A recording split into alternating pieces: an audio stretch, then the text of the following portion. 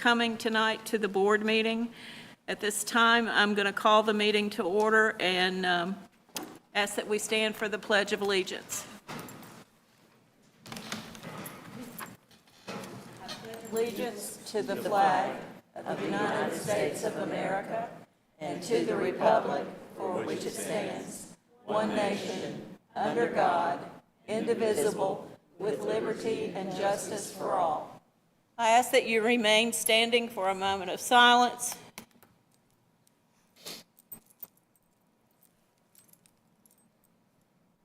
Thank you. You may be seated.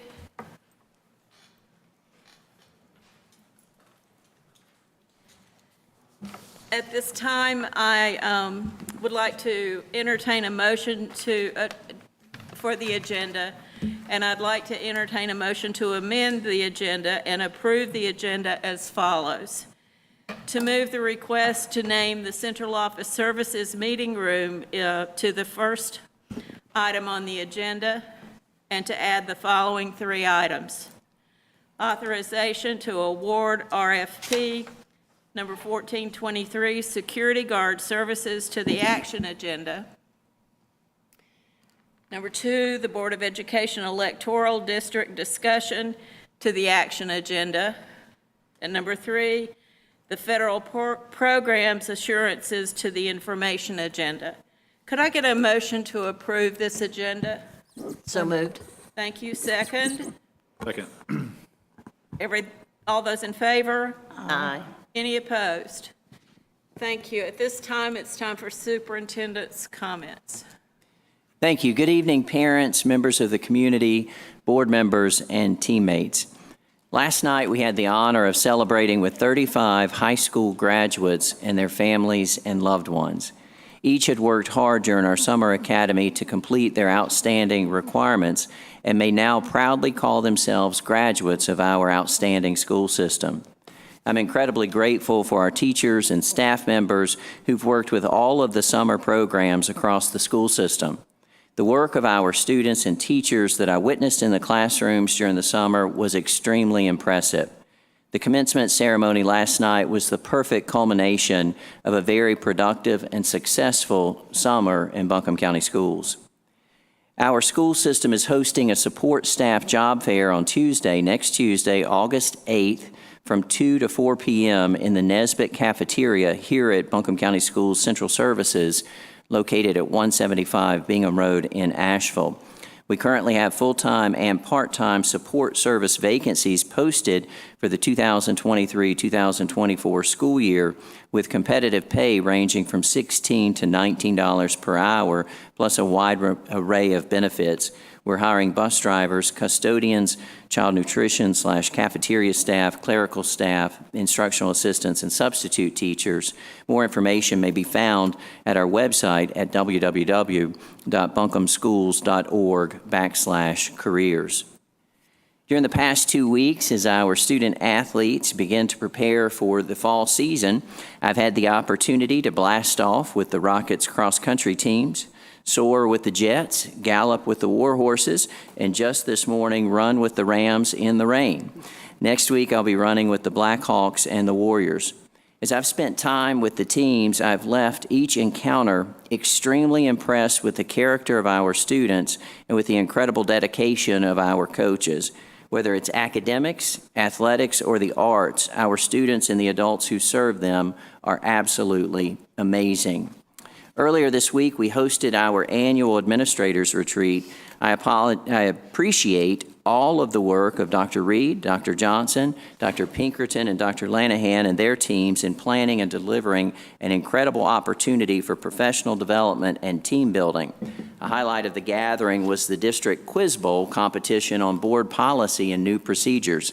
After a very competitive and fun event, with every team still mathematically capable of winning, when we approached the final question, one district came out on top and claimed the very first Spirit Stick.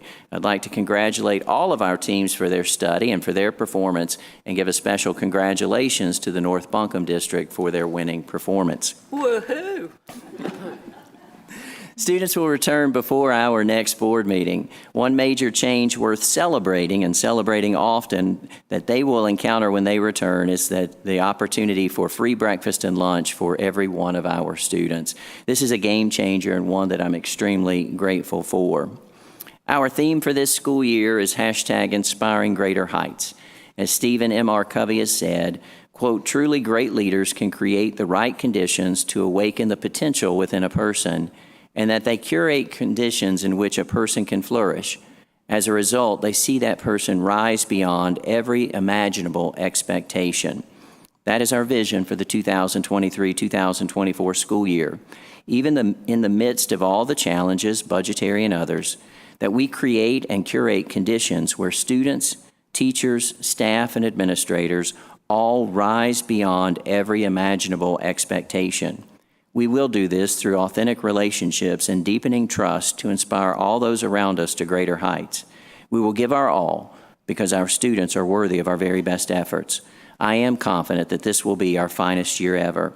To our team and to our board members, thank you for all that you do for the students, families, teachers, and staff of Buncombe County Schools, and welcome to an incredible new school year. Madam Chair, this concludes my comments. Thank you, sir. At this time, we will hear public comment. Madam Chair, we have 2 public comments this evening. 2? You want me to go ahead and read the thing? Yeah, if you don't care. Absolutely. It's now time for public comment. As a reminder, speakers will be called in the order in which they signed up. All speakers will have precisely 3 minutes to speak, and there is a timer. Is it over there near you, Ms. Harris? Dr. Harris? Okay, on the dais. All speakers will adhere to guidelines set forth in Buncombe County Schools policy. We ask that speakers refrain from profane language, making threats, or revealing confidential student or staff information. Please address the board as a whole, and please note, certainly the board is listening and taking notes, but the board will not generally respond directly to public comment. Thank you. Thank you. When I call your name, please restate your name for the microphone. You'll have 3 minutes, and when you have 30 seconds left, I'll raise my hand. Our first public comment this evening is Bill Robinson.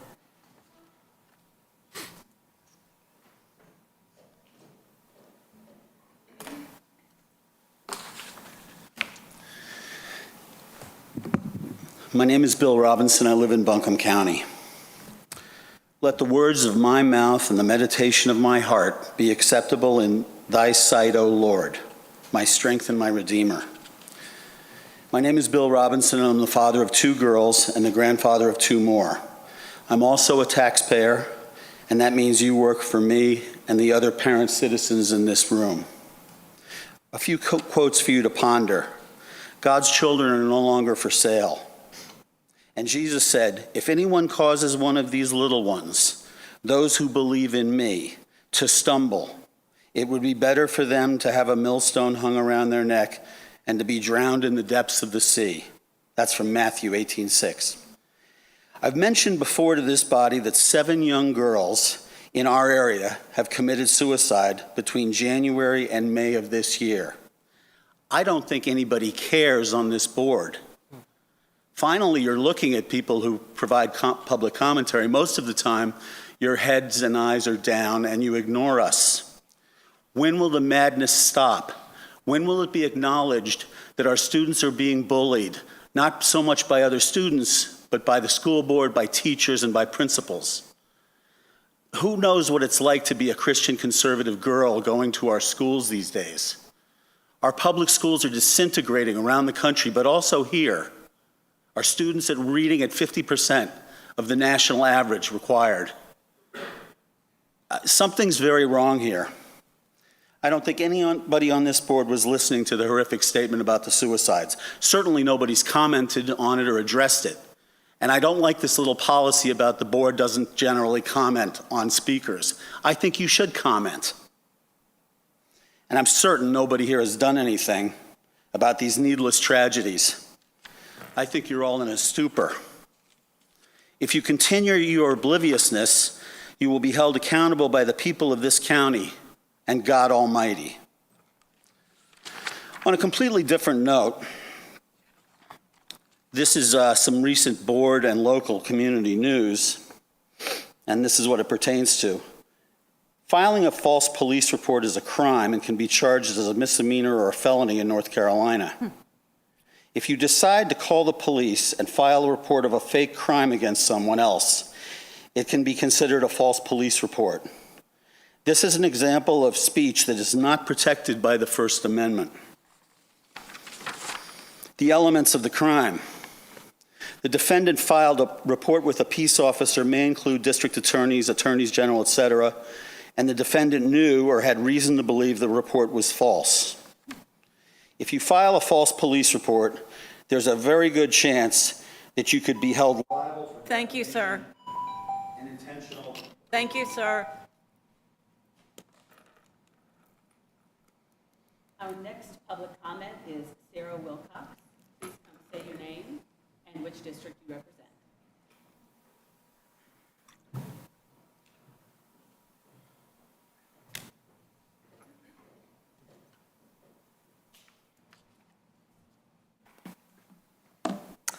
Good evening. My name is the Reverend Sarah Wilcox. I'm a local pastor, and I have 2 daughters in the Reynolds District. I first want to offer my gratitude to the board for all the work that you do, to our new superintendent, who's doing a great job filling very big shoes, to all the teachers and the staff countywide as we approach a new school year. Without faithful people committed to the concept of public education, so many would be neglected and our communities would suffer. I pray for you all peace, strength, wisdom, and the ability to care for every student as we create civic-minded adults who know how to embrace community and refuse to tear it down.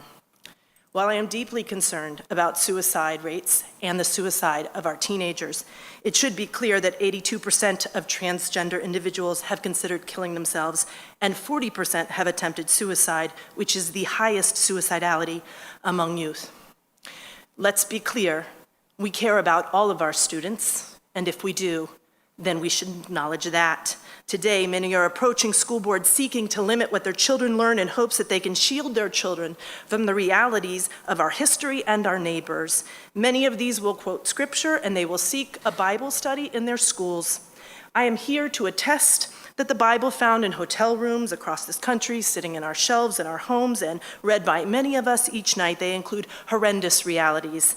The rape of Dinah, the selling of Joseph into slavery by his brothers, the near sacrifice of Isaac, genocide, the dashing of babies' heads against rocks, the sensual poetry of Song of Songs, the beheading of John, and the crucifixion of Jesus. Currently, many are working diligently to keep materials that speak to the love of parents in our district, the gender of students in our schools, and the deep, painful history of our nation from kids across this country. And in doing so, they are creating a fictitious world that denies the humanity of many in our community. At the same time, doing such thing would subject employees, students, and families in our districts to the indignities prohibited by Policy 4310, Section 5, that is being read for the first time tonight, and that speaks to the need for integrity and civility in our system. Many would have their children read the Bible and learn its stories, but they refuse to teach the truths and the histories of God's people today and across millennia. I implore you in your work to continue advocating for all students, all families, and all homes. I pray for truth-telling, not clouded by intolerance and refusing to recognize and honor the very real families and histories that bring us to this day. I implore you to advocate for the conservative Christian young woman who needs our help, and for the transgendered child, for they are all children of the living and still speaking God. Thank you for your continued support, work, and children for teachers, staff. Thank you. Thank you. The next item on the agenda is the action item. Number 1 is a request to name the Central Services Meeting Room in honor of former Superintendent Dr. Frank Yeager. You want to speak to that, Kim? Yes, and unless I get too emotional to talk about it. Dr. Yeager was our superintendent for many years, and as a parent and a PTO president at Emma Elementary, I'll just share with you a little bit about this man. Long before we talked about equity in schools and what was fair and right, my district, the Irwin district, we always felt like we were a little bit of the stepchild in the county, and sometimes I still do, but we're certainly making progress. But to Dr. Yeager, every child mattered. No matter what district you were in, no matter what school your child attended, he was there for all children. When we, back in one of my PTO meetings, Dr. Yeager came to Emma Elementary and just shared with us what his vision was for the school system. And I had this secretary who just said to him real loud, well, you don't care anything about us poor kids, our poor community. And he said, yes, ma'am, I do. He and his board, and I talked to a former board member last night that shared that Dr. Yeager came to that board with, here's a list of schools that needed to be upgraded or built. And my school, my little Emma Elementary, was one of those. Oakley Elementary was another. He took care of every kid in this county. He made such a difference in the lives, I believe, of his principals, the teachers, and everyone in the school system. Thank you. Is that good? That's good. I could go on all night, and I apologize, but he is a wonderful man, and I would love to be able to have the honor to, okay, am I wrong? No. Okay. Go. That I make the motion that we approve this request and name it was the former board room. It's now called the Bowcatcher Room, the Frank Yeager room, which I think speaks very well about his dedication to the school system and to our children. And I want to make that motion, and thank you for allowing me to comment about him. Sure. I'd like to second that motion. Other board members have comments? Yes, Judy? Yeah, Madam Chair, as a former student of Emma Elementary and a teacher who worked for Dr. Yeager and admired him and respected him very much, I'll third that motion. Thank you. We'll take that. Others? Thank you. All those in favor? Aye. Any opposed?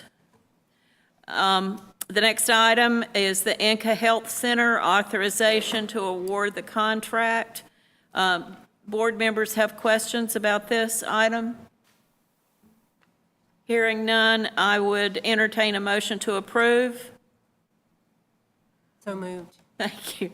Could I get a second? Second. All those in favor? Aye. Any opposed? Next item's authorization to award RFP number 1423, security guard services. Questions from board members about this item? I do have one question. Is this the security guards, like at Irwin High School, as you come in? And the safety. The in the safety? parking lot. Okay. Yeah. And how many of those do we have across the county? 6. Thank you. Okay. And it's just at the One at each traditional high school? That's correct. Okay. Okay. I'd like to have more. Well, I will tell you that this, as we were looking, as the last contract was finished up, we went into this one, and each one of the high school principals sat in on this to review those candidates, and they Okay, good. unanimously agreed with the vendor that is before you. Okay. Well, I certainly appreciate them and what they do. Before you leave, just so everybody knows, can you clarify where the funding for this comes from? There are several sources, and I'm going to ask Ms. Thorpe if she will come Doesn't down. this come from the parking passes of the Partly. schools?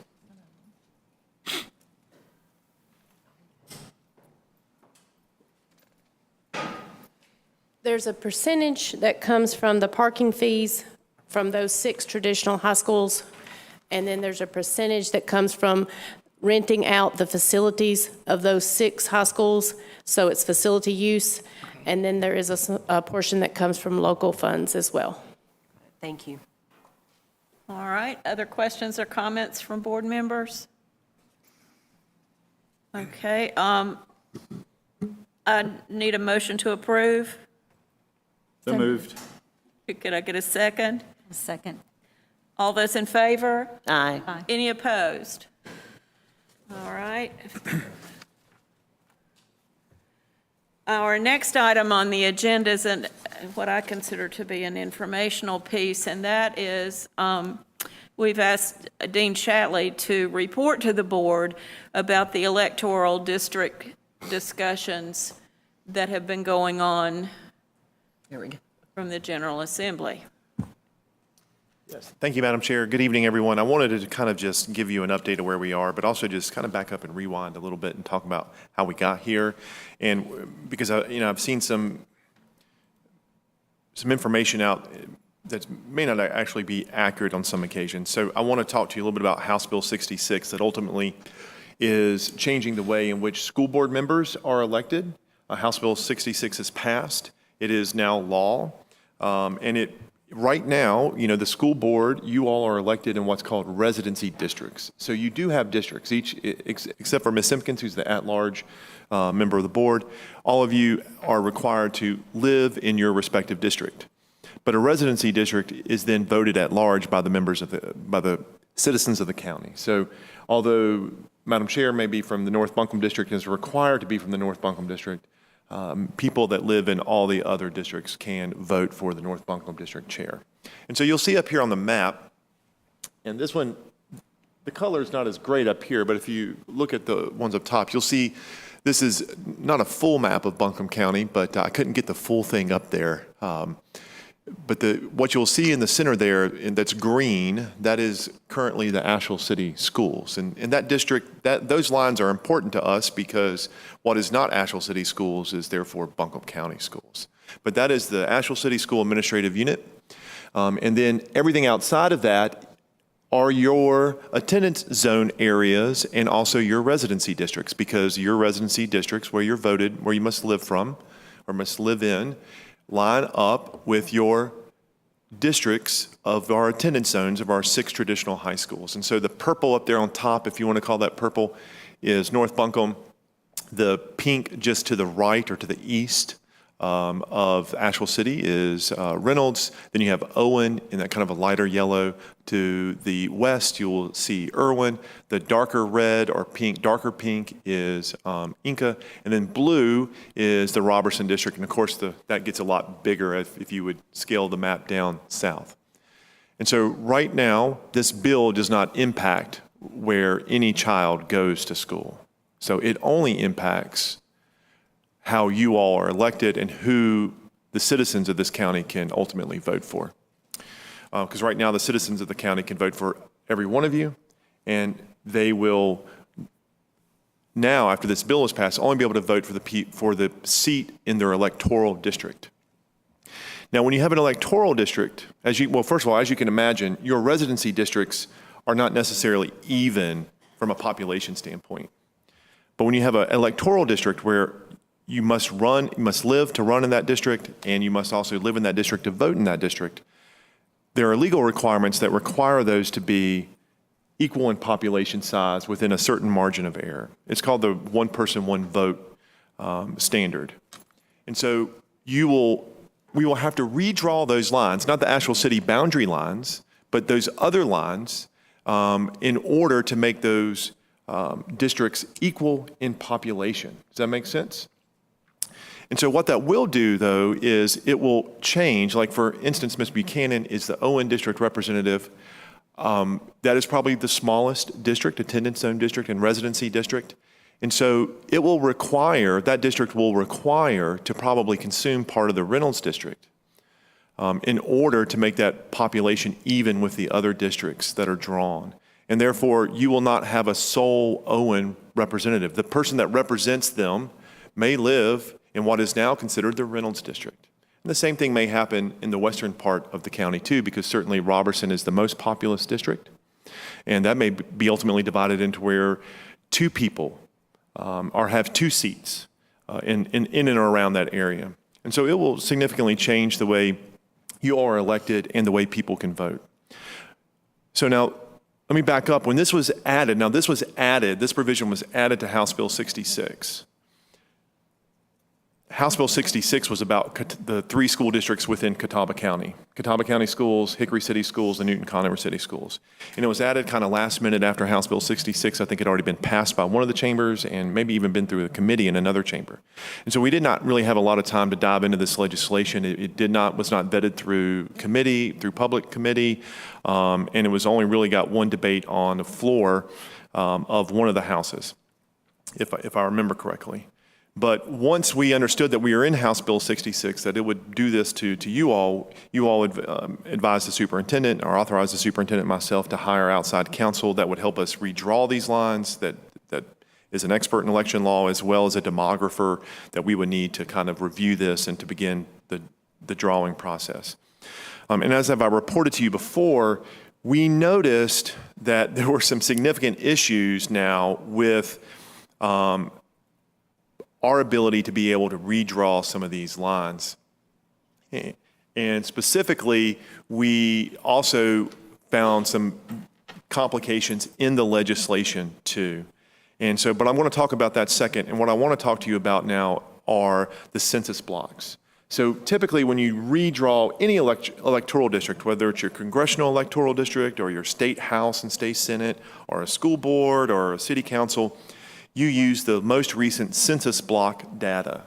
And a census block is just kind of really the lowest number of people that live in a certain geographical area that the U.S. Census uses. And this is what the U.S. Census gives us. And so up on this map, the full map of the county or most of the county, you see all these red lines, these red squiggly lines. Those are census blocks. A census is not necessarily 4 corners, makes a square or a rectangle, that they can have very odd shapes. And what the U.S. Census Bureau tells us is exactly how many people live in that census block. And it can vary. It all doesn't have to be the same. There's not 75 people that live in, or 175 people that live in every census block. But those are all the census blocks that you will see up there. And so what we discovered, being the real difficult situation, is that the lines for the Asheville City school system that the U.S. Census Bureau used to design its census blocks in this area do not match the actual actually match the Asheville City school lines. And so this created census blocks that have both Buncombe County school residents and Asheville City school residents in them. And that's not ideal. Because although we know how many people live in a particular census block, we don't know where they live in that census block because the census doesn't give us that data. They only give us, here's your block, or sometimes you might call it a census blob as you look at these lines up there. And we know how many people live in there, but we don't know where they live. They could all live in the center, they could all live in the right. You know, part of one of these, the block that's up there now of the map, part of that's Beaver Lake. Like there's nobody that really lives in that census block because it's all water. So we don't necessarily know how many people live in, or where they live. We know how many live in the block, but we don't know how many that live. And so this makes redrawing your electoral lines very difficult because we need to know, and again, to get to one person, one vote, and those legal standards of redrawing electoral districts, we need to know how many people are going to be in each electoral district. And we use the census blocks for that data.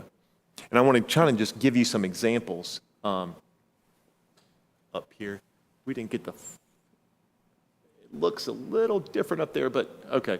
So you see right here, this is a census block, kind of looks like the state of Virginia. You see it's got the purple as well as the brown. So it's got multiple Asheville City and Buncombe County schools inside that census block. And then this block right here, you'll see it's a little harder to see on this. I'm going to go to the next one. Here's a close-up of this map. So you will see this right here. This color is going to be Asheville City, and then the darker color, I believe, is Buncombe County.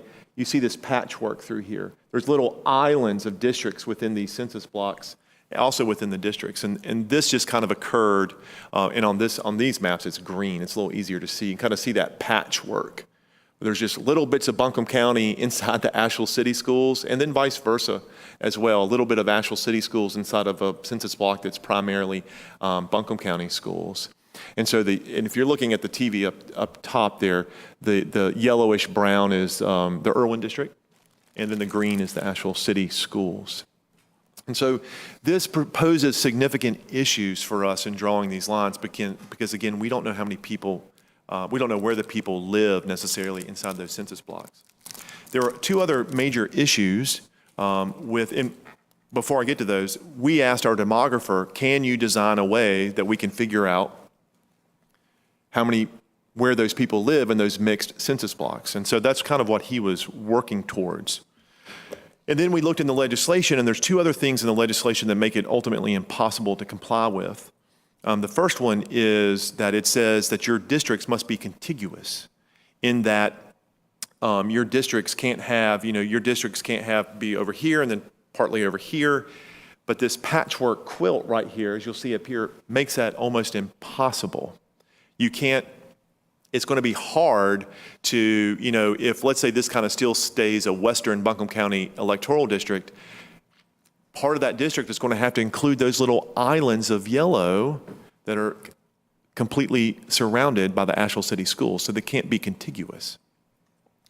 And then the other portion of the legislation that is really impossible to comply with is it says the sole data that you will use to draw your lines is the 2020 census data, which is not abnormal, but here, since we have these mixed census blocks, we're going to have to figure out another way to determine where those people in those mixed census blocks live. And again, by mixed, I mean partially Asheville City Schools, partially Buncombe County Schools. And so that's going to take other data. But even if we solve those two problems, doing that is extremely difficult, figuring out where those people in those census blocks live. Really the easiest way, although very costly to do it and very time-consuming, is to survey those areas, knock on doors, et cetera, much like the census would have done in 2020 or any previous decennial year. And so our demographer and our outside counsel took this to the General Assembly staff. And because we wanted to bring this problem up to them, and the General Assembly staff took it to the legislators that sponsored this provision. And so one of the things that we are hearing now is that one solution to do this is to redraw the Asheville City School District lines to ultimately, I would assume, match what the Census Bureau used when they drew their census blocks in 2020. Now, of course, there are mixed, and I didn't go into this, but there are mixed census blocks in the North Asheville, Woodfin area. There's also some where Reynolds touches Asheville City, and there's also some where Robertson and even Inca touch Asheville City. And I have a couple, like here's Reynolds on the right. There are some mixed census blocks in there as well. Too, but I want to go back to the big map. And so the one potential solution that's been offered or been floated by the General Assembly is to redraw the Asheville City lines. And so I want you to kind of think of that concept. You're redrawing an entire school district in order to assist in redrawing your electoral lines. Now that would impact where kids go to school. That would also have a pretty substantial impact on property owners. And so right now, if you live in the Buncombe County, and it doesn't matter whether you have kids, this impacts property owners. So if you live in the Buncombe County schools in one of these mixed census blocks and it's determined to redraw you into the Asheville City Schools, your property taxes will now be increased by the Asheville City school tax because they have their own tax levy that helps fund their school system. And then vice versa, if you live in the Asheville City Schools in one of these mixed census blocks, and then you're moved to the Buncombe County, you're moved out of Asheville City and you're moved into the Buncombe County Schools, Asheville City doesn't get that money, and we don't get that money either. Your tax bill actually goes down.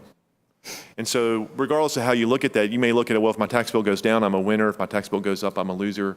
But if you're a business and you're in one of these mixed zones, this would impact you too if you went from one district to the other. Because it's not only the parents of Asheville City Schools who pay the Asheville City Schools tax. It's anybody that owns property within that district. So that would be businesses, people who don't have children, people who do have children that go to Asheville City Schools or don't go to Asheville City Schools.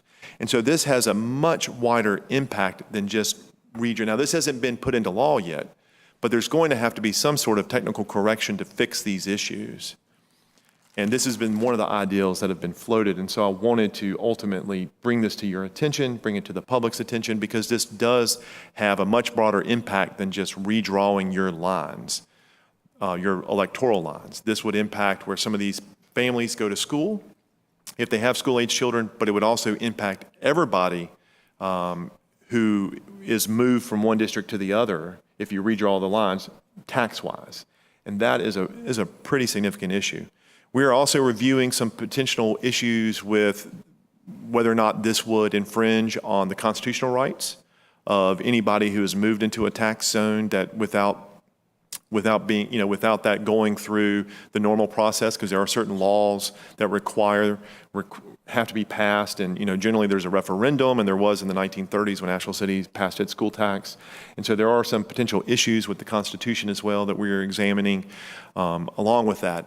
But certainly it's a practical and a political issue, I think, in regards to their property being switched from one school district to the other and having significant tax implications for that piece of property, as well as the implication for families in those areas that have children, that they may get switched from one school district to the other, and they may like that, they may not, I don't know. So I'm happy to answer any questions you have on that, and go from there. I have a question.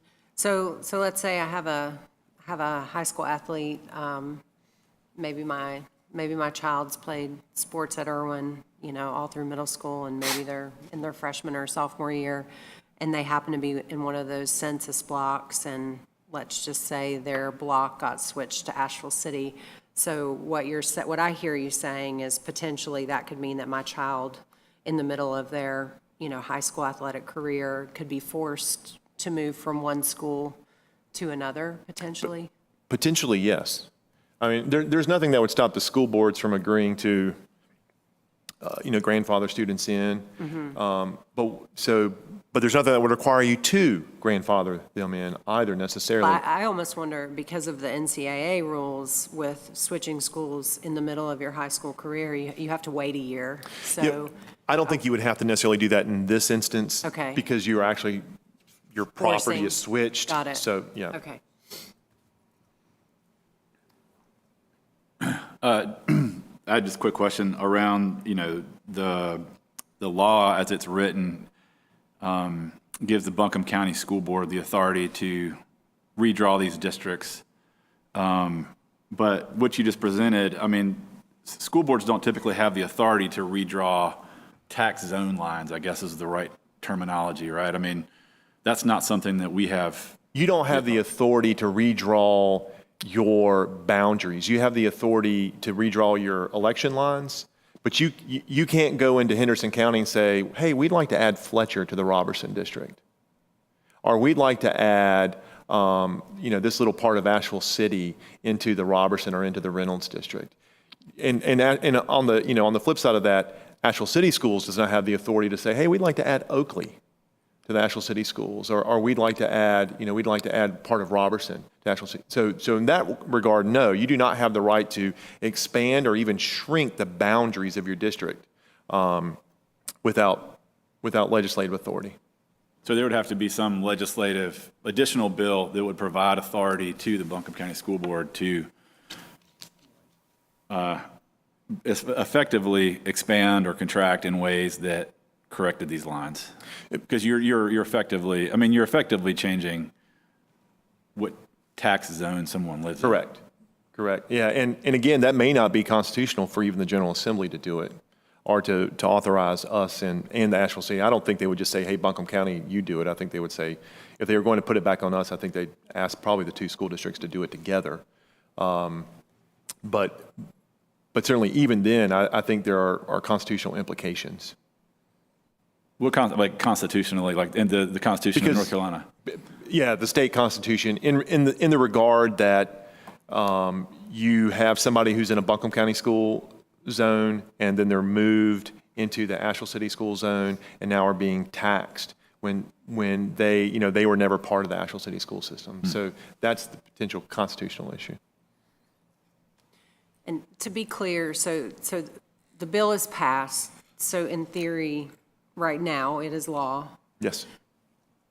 But they have given us a task that is fundamentally impossible. Like, Correct. it's not possible the way that it's written now. So really, until something changes, just to be clear to the community, there's not even anything we can do. Correct. Because fundamentally, the task that's been given and the way the law was written, because they didn't do it in the process that is normal, where there's actually input from the community, because our community and our board has been completely cut out of the conversation, they have put their own backs against the wall and given us a task that's not even possible. So even if we wanted to do what they want us to do, we can't because of the language that is currently in the bill.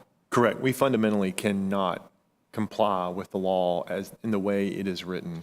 And I've talked with one of the members of our local delegation, and this senator indicated that, yes, that there's going to have to be some sort of technical corrections, and we're going to have to meet with all the stakeholders and try, and this is what they've committed to do. And so I do think that's the next step, is trying to come up with some potential solutions. Although just redrawing the Asheville City school boundaries, which again is a taxing zone or taxing district, to solve a problem with what somebody might see as a problem with your electoral districts is an odd solution to me. In theory, maybe just wishful thinking here, could a technical correction be to change, like remove that piece of the bill as written? Would that be a possibility? Or what would that look like? What would that look like legislatively? I guess that would be the question. Let's say that they realize their mistake. They realize that perhaps this is unconstitutional and we can't even redraw the lines. And there's no way to do this with the census data because that's not mathematically possible. And so there's really no way to do what they want us to do right now. Could the legislators, essentially press rewind and go back to start and remove this piece? Yes, the General Assembly repeals laws all the time. They can repeal pieces of laws. Yes. Yeah, they can say section, I don't remember what section it is in House Bill 66. Let's assume it's section 8. Section 8 of House Bill 66 is repealed. Yeah. So if people felt as passionately as we may or may not feel, we may, then it would probably be good for them to reach out to their legislators to let them know fundamentally. And I think the other piece of this I want people to understand, especially with the state of our budget this year, is it's really frustrating that it's like one more added layer of cost when we don't even have the money. And we really shouldn't even be having to worry about this, but they've put this on our plate, and because they wanted to slide it in at the last minute, they've set us up in a way where there's no way we can even be successful. So it may appear to people who actually want this to pass that we're just maybe stonewalling, but that's not the issue. The issue is that it's not even possible. It's not possible for us to do what they want us to do. It's impossible. And so I just want people to understand that. And no matter which way no matter which side of the issue you stand on, whether you want the districts or not, we can't do it. It's not possible right now. So if they do want to do it, they've got to change how they've asked us to do it. Mm-hmm. So even if you are on that side, in theory, you still need to be advocating for a way for it to actually be possible, because the way it's written now, it's not possible. And Dean, I just want to clarify something, because I read an article and I want to make sure that I'm real clear on this. So Peggy's district's Owen, and it is a smaller district, maybe not in miles, but it is in population. In population.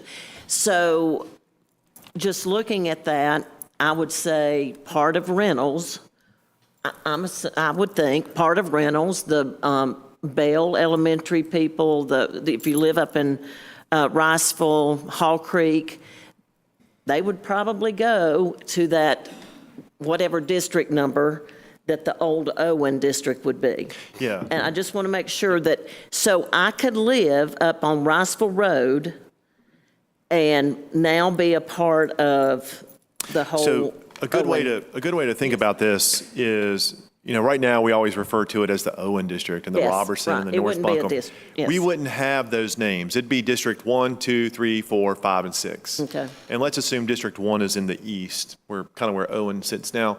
And so part of that electoral district could also be, it would be, let's say it's all or part of the Owen district, and then it's also part of what is now the Reynolds district too, in order to get it to equal population. And so then the person who is elected in District 1 may live in the Owen district, but may live, let's say if they have kids, those kids may go to the Owen schools or those kids may go to the Reynolds school. They may live in the Reynolds area. And so therefore, District 1 may live in the Reynolds zone. And that would, the conclusion is that Owen would then no longer have a representative that lives in their community, but that lives in their electoral district. Right. And so, and that's not unusual, but it is certainly different than the way that this school board has been set up from a governing perspective for a long time. And can I just say too, sorry, that what you're saying, Dean, is that, what you're saying then is that it's very likely that we will not have the community representation that has been sold as why this is such a great thing to go into a district community-only vote for vote so that you are closer. I'm trying to remember how the legislator that wrote this, but closer to your constituents, closer to the community, want somebody from their community to be representing their values and their feelings and their votes. But what I'm hearing is that you're actually, the way that this sounds, is you're watering that down even more with this bill, which was my first problem before we even got to the census blocks. And I don't mean to cut you off, Kim, but I feel like since there's been a lot with me being so vocal about this, I feel that I'm going to go back in case people forgot why I was against this, is because I believe strongly that to make decisions that will be for the best outcomes of every single student in this school system, it can't be Amy Churchill, who lives in the Robertson district and therefore is only going to listen to the Robertson district parents, and sounds like now that may be called District 4, or it can't be Miss Judy Lewis that only listens to the ones in Inca. Because in order for us to have the opportunities throughout the system, and what we do now is every single one of us consider ourselves, yes, district representatives, but the decisions that we make are for the students as a county.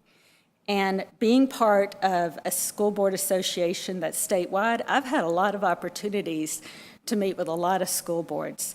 And I think that what we do here, we do it right with all of our national accolades that we get. I think that speaks for itself. This was a solution to a problem that did not exist. And now, as it's come to fruition, there's more and more issues to this law, tacking on more and more funds, and I don't care where those funds come from, whether it comes from our local dollars or from the state. That's taxpayer dollars. And last time I checked, I am a fiscal conservative.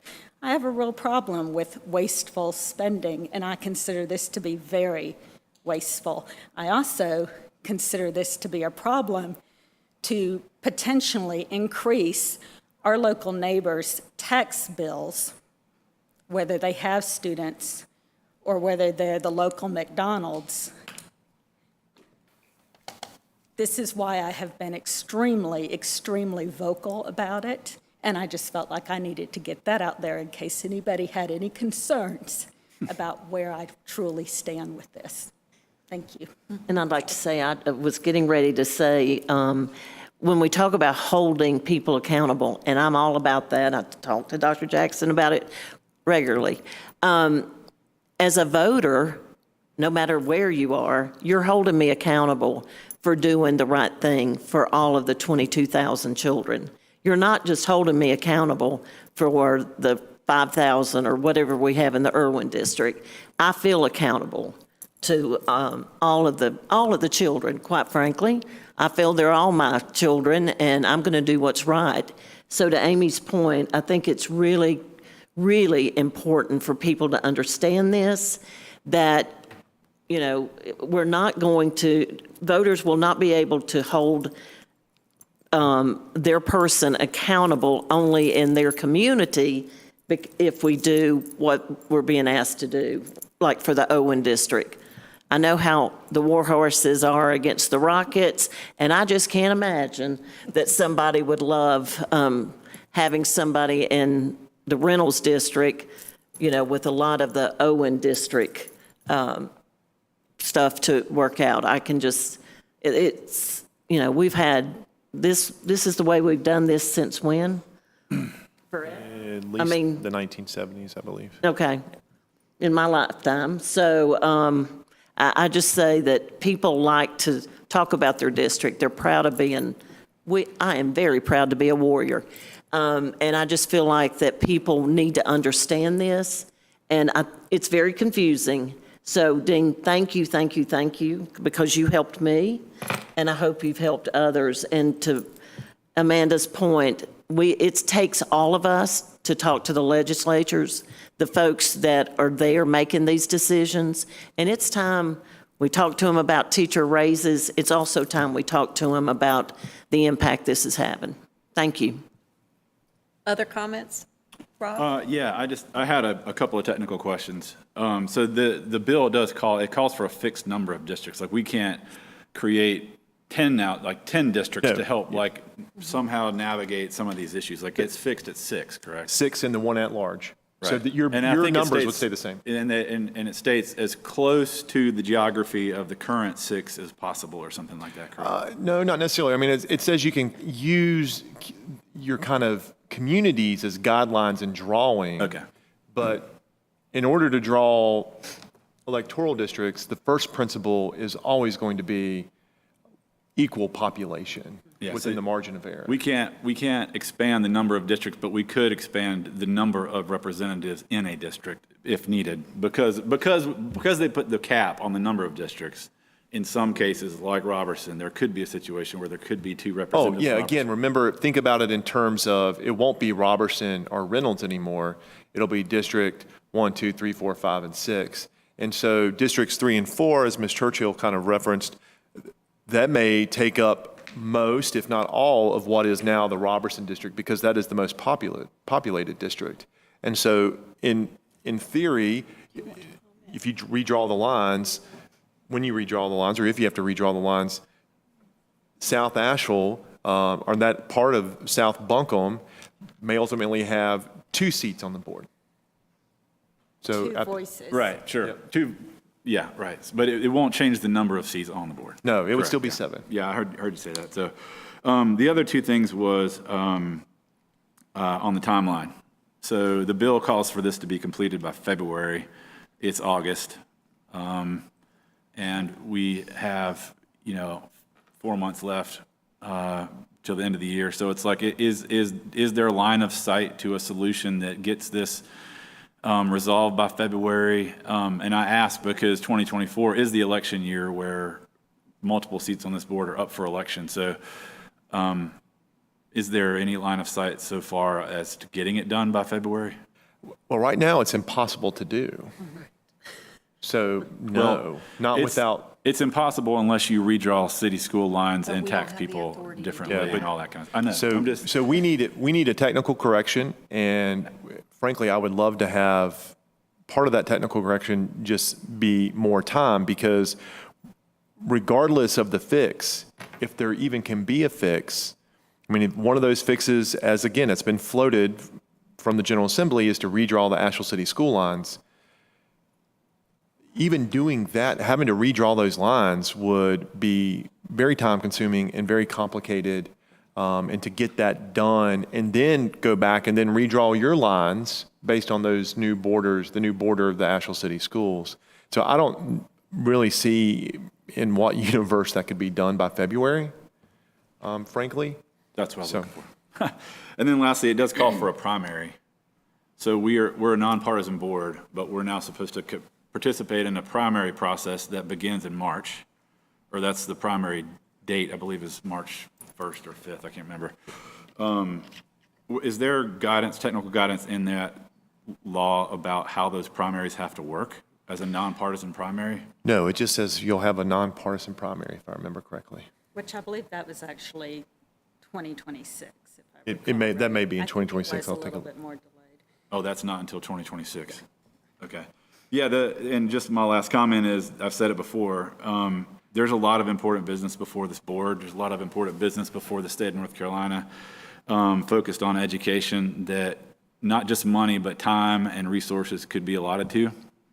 I think about all the students that we have in need, the migrant population that attends our schools, and we need to focus on that. And we've got to stay focused as a system and as a board on the needs of our students first. So I always say, irregardless of this distraction, we will do that.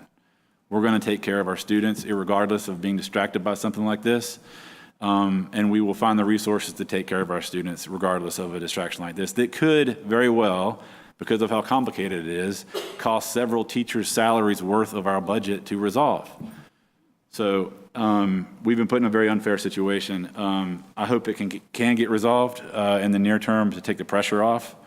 People that are good-hearted people in Buncombe County that want to step up to run for office, they don't even know which district they might or may be running for at this point in time.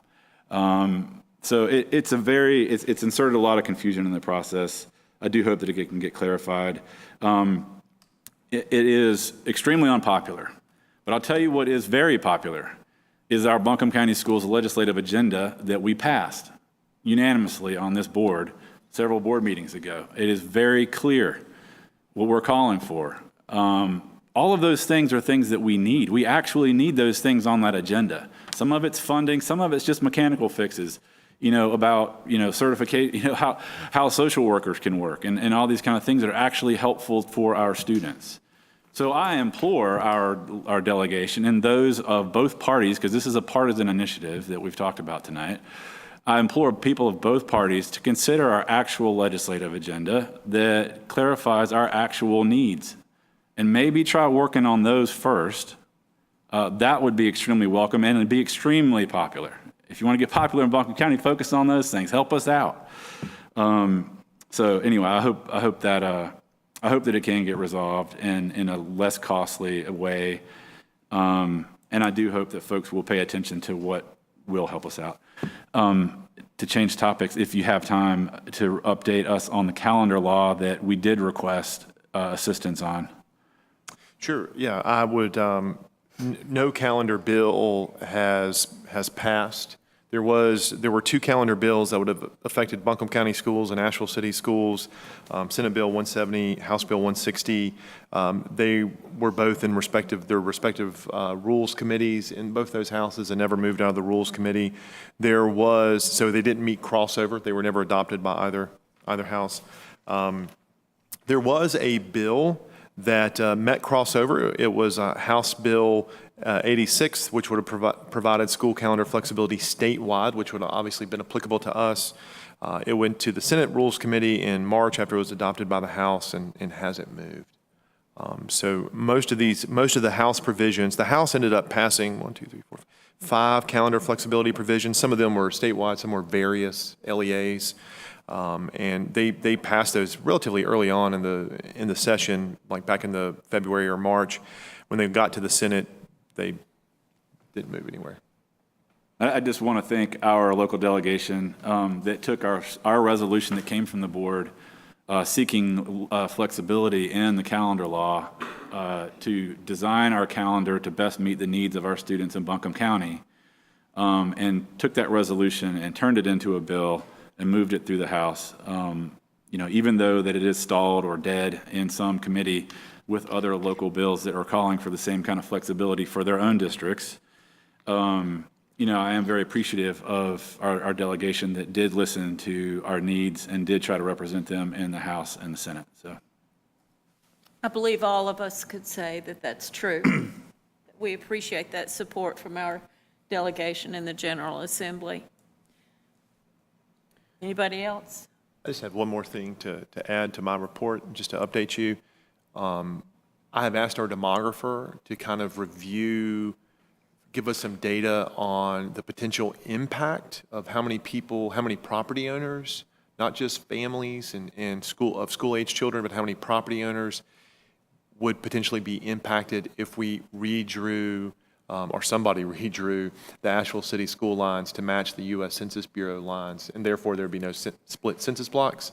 And so we've asked them, I'm hoping we'll have that data relatively soon, and that we can share that data with our legislative delegation. Thank you. We appreciate the report. Next item on the agenda is the consent agenda.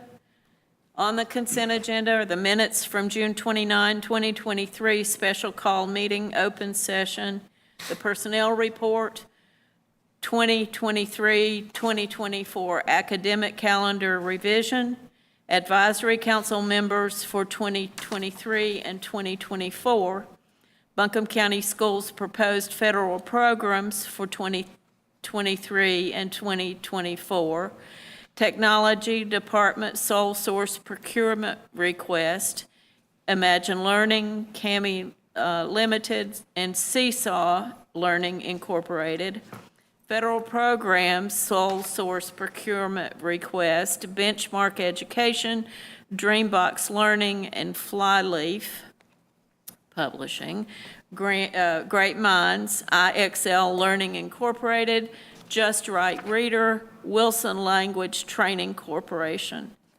North Buncombe Middle School's request to use athletic capital outlay funds.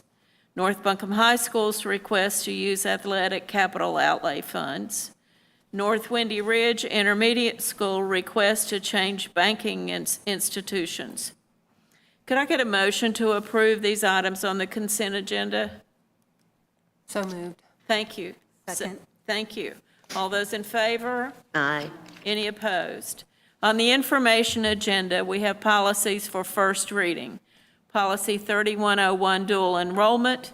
Policy 3620, extracurricular activities in student organizations. Policy 4310, integrity and civility. Policy 5028, 6130, and 7267, automated external defibrillator. Policy 5040, news media relations. Policy 6315, drivers. Policy 7130, licensure. And federal programs assurances have been added to the agenda. Okay, our next board meeting will be September 7, 2023, with a work session and closed session beginning at 4. At this time, without objection, I would entertain a motion to adjourn. So moved. Thank you. Second? Second. All those in favor? Aye. We are adjourned.